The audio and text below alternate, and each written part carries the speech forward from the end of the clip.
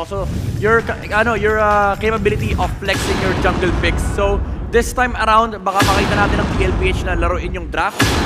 Very rare mangyari to, no, na yung red side yung naglalaro ng draft. Kasi nakikita nila yung jungle picks ni Kyle TZ. Kasi ang tendency is nauuna si Kyle na kumuha ng jungle. Kanina lumabas kagad yung Hayabusa and naka-ready yung Ling answer mula sa TLPH. So overall flex muna for Team Falcons. Kinuha nila yung Baksha. And for TLPH, nag-swap lang naman sila ng Baksha Zushin pickup. To be fair, for Coach Trevor, isa siya sa mga coaches na magaling mag-adapt doon sa binabatong draft ng kalaban na coach na parang kinukuha niya idea pero maagang pagkuha dito with Hayabusa and even yung Farsa. Okay, very, very specific, very honest draft from both coaches, Midnight. Nakita na natin itong draft na to, I believe, from them as well, from these two, na natutunan nila from the series ng TNC. Yung Ling ay open for TLPH to take. Wala na yung Farsa for Sanji, kinuha na yan ni Few. Pero pag tinignan mo yung lineup ng TLPH, they have the capacity to cover the early game downside of having a Ling on their lineup. Or, kung ano yung Lucas, if comfortable enough si Cartizi rito. Pero may mundo, alam mo, Chance, may mundo dito na kunin nila yung Mathilda and X-Borg sa second phase. Oo nga, no? So pwede pala talaga na para magulo na yung pinakamaging draft natin.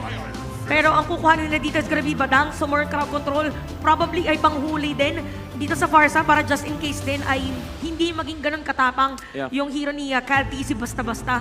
Kasi diba merong ibang Hayabusa na magka-quad shadow muna, tapos magpo-poke saglit. So pwedeng suntukin muna papalayo. Tsaka sila na yung ngayon, sila na aggressive ngayon. Considering na yung harang ng Baksha kanina ay wala na. Although may threat pa rin naman nung Badang tulad ng sinasabi ni Shantin, no? Yung anti-aggression play against sa Team Falcons. Pero at least mas covered dito yung early game lineup ng Team Falcons kasi hawak na nila yung Farsa this time around. But for TLPH, respeto pa rin kay Super Marco. Tinanggal pa rin yung 1-1. Most likely, yung Irithel and Moscow ay lalabas pa rin for Super Marco unless ganun kataas yung confidence nila dun sa Clint ni Marco. No? Actually, pati nga yung Brody, pwede rin eh. To be fair, yung sa side talaga ng Team Falcons kanina, maganda yung pagkakapik nila ng Clint. Kitang-kita naman, very evident. Nagkataon lang na nagkaroon ng Farsa yun sa side ng TLPH. Sanji happened. Sanji happened. Sanji cooked the dinner. Pero ayan, Ling ang binan ng side ng Team Falcons. So talagang binibigyan nila dito yung Lucas. Binibigyan nila yung Lancelot. Could be Lancelot. Actually, nagkaroon din tayo ng laban na Baksha Lancelot yung naging match-up. Pwede nga eh. Tapos Lancelot Carl, no? Or kaya sinabi mo din na pwede pa mag-X-Borg. Pwede. Pwede pa yung Mathilda for Red 4. Pero tignan natin kung ano yung pipiliin, I would say, ng TLPH. Kasi depende pa rin sa preference. And not all teams are willing to take up the X-Borg, especially on the jungle role. Minsan nilalagay lang sa XP. May flex pa naman kasi yung Badang pwede pang ilagay kung saan-saan. And for Team Falcons, yung Baksha pa lang yung so far na naka-flex. And ang worry mo dito is kung ano yung gold lane ilalaban mo rito laban sa Granger. Again, medyo mataas yung capability ng Irithel or ng Clint na labanan tong Granger. Okay. Ito. Bina naman niya yung CC Focus para medyo malimit na yung options or para ma-force dito na baka gamitin na sa XP lane yung Baksha. Pero ang dami pa kasing choices ng side ng Team Falcons for this game. Probably magbawas ulit sila ng another jungle hero para talagang mas malimit na yung kayang gawin dito ni Cartizi. May mga options tayo na binanggit earlier. So pwede namang very specific na ang kanilang tanggalin. I think yung Lance, yung isa sa talagang nasa isip dito ni Coach Trevor. Kasi feeling ko din. Aside sa ang daming dodge mechanic, si Cartizi yan eh. Diba? Nakadikit sa pangalan niya dati yan. Bago pa nagkaroon ng mga bago pa nagkaroon ng mga hero player signature, pag sinabi mong Cartizi, ayan, tatlong assassin yan. Lancelot, Ling, Hayabusa. Pero itong tinanggal nila, Midnight, is yung Lucas. So parang pwede rin sinusubo.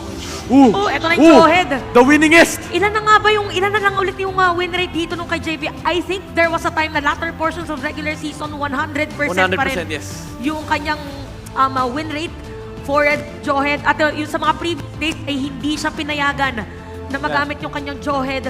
For Team Falcons ngayon, na dito natin malalaman kung saan mapupunta yung Baksha at kung ano yung gagamitin na hero ni Super Marco. Again, Irithel, Moskov, Brody could also work. Kasi may Johead. Moskov. And then, potentially Glue. Para at least may pang-cover sila ng either Glue or Hilda. Kaya para may pang-cover sila sa unahan ng Granger and ng Zushin. Ayan na nga.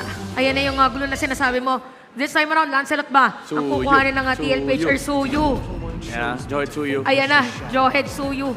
100% pa rin yung win rate ng Johed ni Grabe. JP. Walang iya talaga. Oh. Take note, 9 games played. Oo. At saka, yung idea pa lang na nakikita na naantaas ng win rate niya, ganun pa din. So, sa lahat ng Johed Suyu ng TLPH, never pa silang natalo. And that means, if you're Team Falcons, medyo against the odds ang laro mo dito kasi hawak ng TLPH yung Snowball Suyu comp na gustong-gusto nilang pinapakita nung regular season. And sinabi natin mga synergies pagdating sa mga heroes, meron talagang super na-amplify ang kayang gawin ng isang player kung talagang comfortable sila dun sa pinakamagiging rotation nila. Again, for TLPH dito, unang 2 puntos na para sa kanila. Is this gonna be it para makuha yung 3 points at dumiretso ng match point? Pero Team Falcons ngayon, since nailatag naman nila yung Moscow vs Super Marco, pwedeng ma-extend pa nila yung ating laban or pwedeng sila naman yung makapuntos. This is game number 3 ng ating lower bracket finals. Bakbakan na naman para sa Team Falcons and TLPH at matapos nating makakita ng halos 30 minutes ng napakataas na micro-intensive gameplay, ano naman kaya ang ating mapapanood sa game number 3? Pero dun medyo nanlaki yung mata ko 9 matches, 100% win rate, Johed. Grabe yung yung idea ni Coach RC dito. And I love that they pick up that Johed just to match up yung aggression na meron ng Team Falcons. Remember, this is a Baksha Farsa. Again, ito yung makabagong Johed Farsa na sinasabi ko. Isang bangga, feathered airstrike. They could possibly burst down yung target. But for the side of Team Liquid Philippines, they have the idea of this 100% win rate JP with a Johed. At mukhang alam din ng Team Falcons na ang ginagawa ni JP ng early game ay pabilisin pa mas lalo yung Suyu. Kaya naman bantay sarado rin si Ogwen sa mga dinadaanan dito ni JP.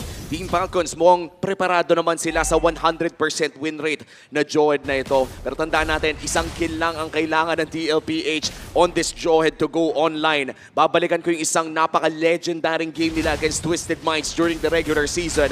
Grabing pressure yung nalagay nila sa side lanes on this Johed pick. So a lot is on the shoulders din dito. And ejector plays for JP. It's all about the momentum din para sa TLPH. Lalong-lalo na they won 2 times in a row na for this series. Kumbaga kung momentum lang yung usapan, this is the perfect time to, para paigtingin palalo yung momentum na yun and ride with that. But for Team Liquid Philippines, yung early game na ina-expect natin somehow ay medyo tahimik. Oo nga, wala pa tayong nakikita na sobrang bibilis na kills so far for TLPH. At unang pagong na nga dito, hakawakan na agad ni JP pero nandiyan din naman si Ogwen. Pero mauuna si Carl TZ. Kalahati na ang buhay ng turtle na ito at wala pa si Kyle. Okay, ikot-ikot lang para kay Ogwen. Nasasalubungan niya doon ay going for Caught. Easy naman, secure pa rin naman yung pag-go. Kaso nga lang Super Marco, tatama yung Swift Destruction. Destructing everyone JP? doon sa kanilang pathway. JP going down together with Carl TZ. I think that's a winning trade para dito sa Team Falcons. Kahit pa sabihin natin ang pag-ongay na punta sa TLPH, nakapera agad doon si Super Makmak. Really a very good sign for Team Falcons. Ini-involve agad nila si Super Marco doon sa mga laban and it is because naka-Moskov siya. And kung hindi Moskov yung gamit niya, it is impossible na sumama siya agad doon sa laban na hindi nakakakuha ng sobrang laking advantage itong si Oheb doon sa lane niya. But for Team Liquid Philippines, okay pa naman kahit pa paano, this is still bearable. The 500 gold lead for Team Falcons, but they really have to be aggressive. They have to be the aggressors. Kaya naman nararamdaman din natin ngayon. Kita mo naman bandang gitna na force yung Crimson Beacon ni Sanji. Oo, nagkapalitan nata ng hero si Sanji at si Few this time around. Si Sanji na ang may hawak ng Zushin at Farsa naman sa kamay ni Few na pinapakita din niya na kaya din niya maglaro ng isang aggressive na mage na napanood natin mula kay Chef Sanji kanina. Tahimik na muli ang ating Land of Dawn at mukhang protektado si Super Marco dito sa baba pero napakaganda ng pwesto ng TLPH around this river at mukhang makikita naman siya ni Ogwen at all-in na ata. Okay, naka-target lock din dito si JP para kay Few. Kaso nga lang sa kabilang banda pala yung magiging target dito ng ibang members Wow! ng Falcons. Getting a double kill here para kay Cal TZ.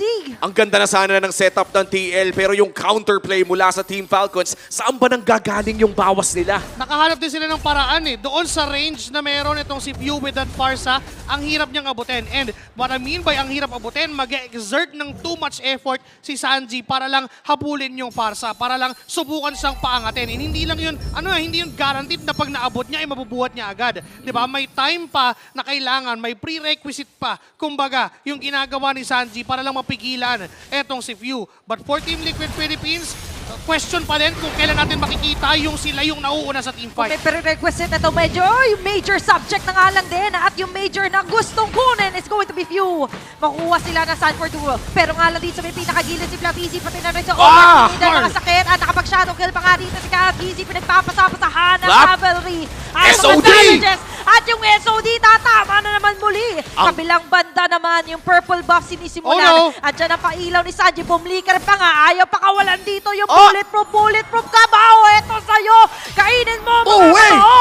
Pero sa kabilang banda, nakakuha ng turtle pero kapalit buhay din ni Marco. Ultra extended team fight at mukhang hindi pa nga ata sila tapos. Pinalibag na ni JP pero si Sanford nakulong dito si Ogwen at mukhang titigil na finally ang laban na yon. Team Falcons, bumagsak si Super Marco. But for TLPH, lamang nga ba sila doon? Well, we've mentioned na ang daming prerequisite para kay Sanji na kunin ang buhay ni Few.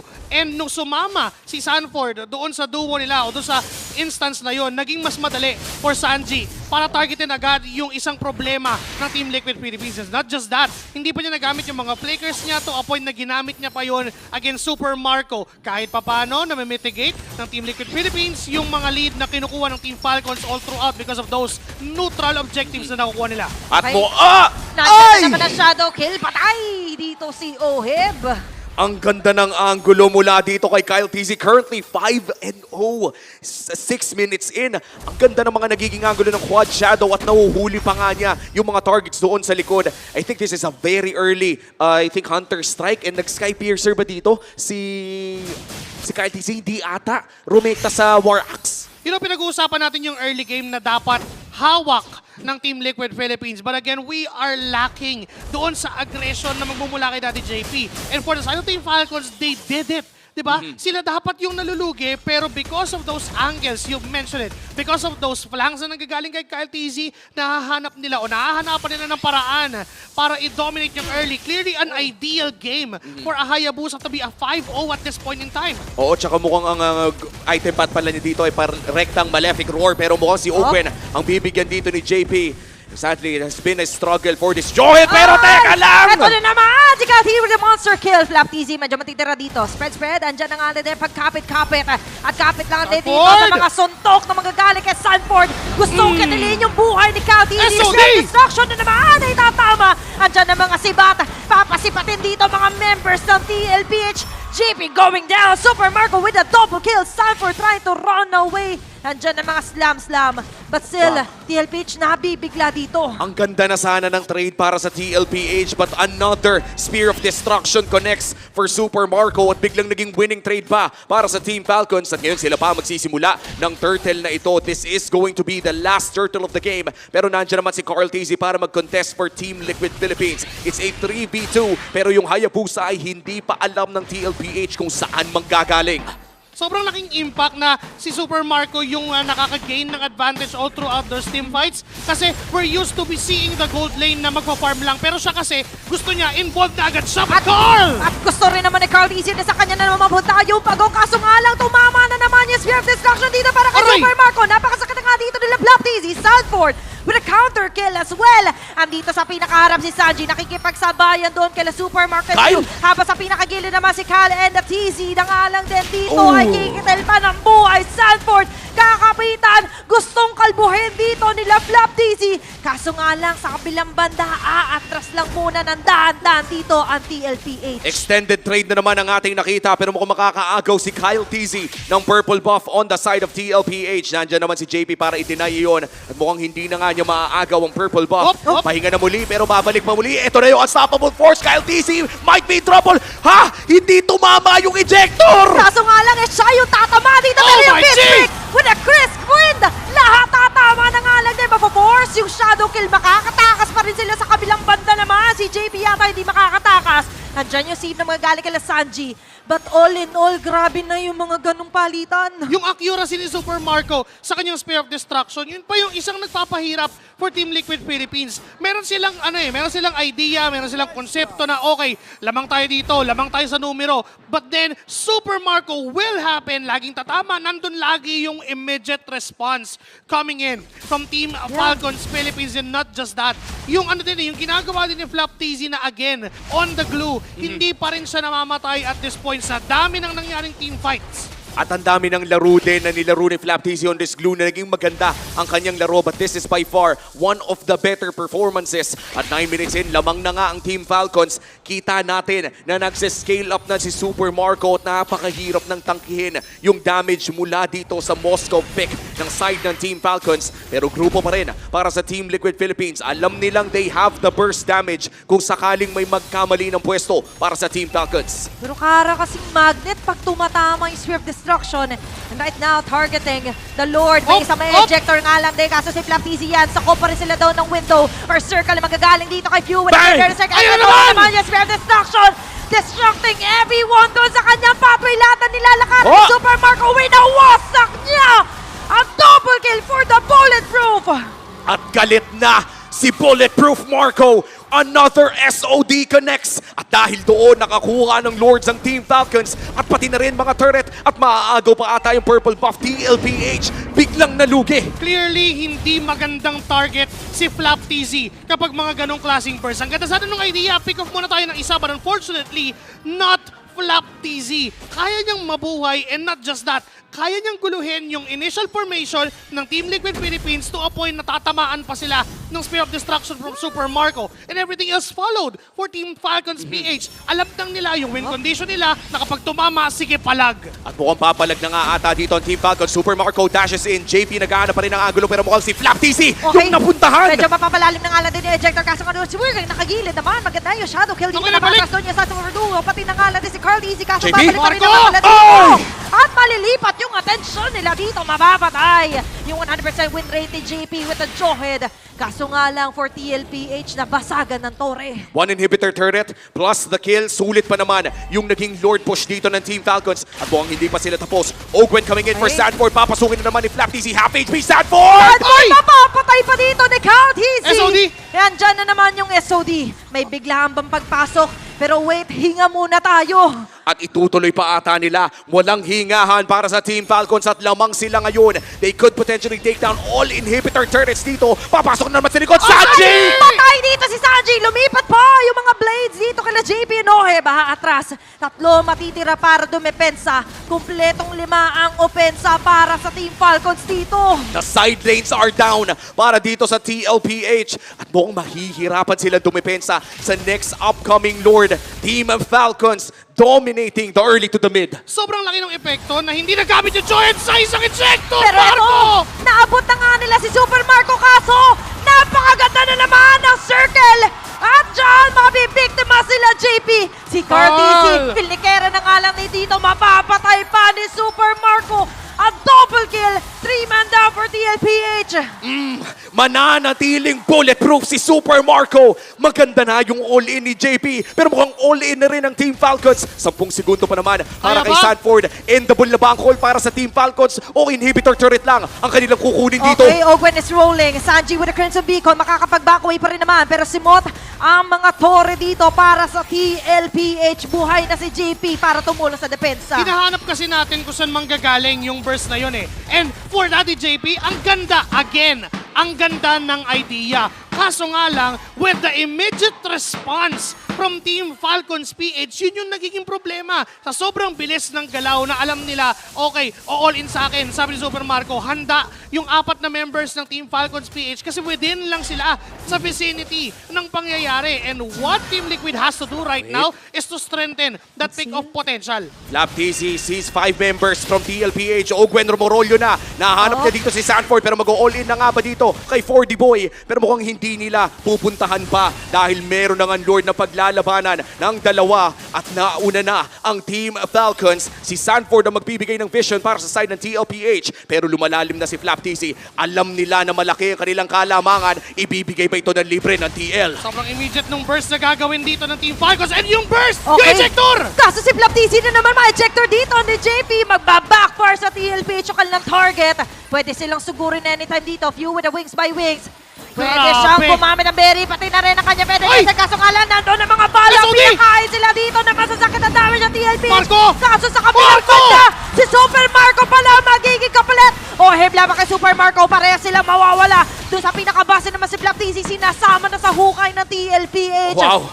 Grabe! What an aggressive engage mula sa Team Falcons. Madami nang nawala sa kanila at pwede ata nilang hanapan ng angulo yung pag-push dito sa mid lane. Pero makakatakas naman si Ogwen. 20 seconds on Super Marco. Yung Lord ay magmamarcha dito sa mid lane. Ang good news para sa Team Falcons ay kahit napitas si Super Marco, kapag kumabit yung SOD at kinol nila ang endable, may chance na tapusin nila to. Pero mukhang hahayaan muna nila yung Lord. Didisiplina na rin muna ang Team Falcons. They know na kaya ng members ng Team Liquid Philippines. Masyadong overextended, yun nangyari na yun for few.